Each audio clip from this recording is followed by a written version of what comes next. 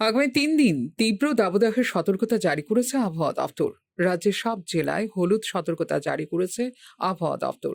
বিরাজমান আকাশের আংশিক মেঘলা অবস্থা, উচ্চ সৌর দ্রবণ এবং উষ্ণ পশ্চিমী বাতাসের কারণে ত্রিপুরার বেশ কিছু জেলায় দিনের তাপমাত্রা সর্বোচ্চ ৩৬ ডিগ্রি সেলসিয়াস এবং তার বেশি হতে পারে বলে জানিয়েছে আবহাওয়া দফতর। তাছাড়া এই সময় ত্রিপুরার কিছু জেলায় আগামী ৩ দিন আর্দ্রতা বৃদ্ধির সম্ভাবনা রয়েছে বলেও জানিয়েছে আবহাওয়া দফতর।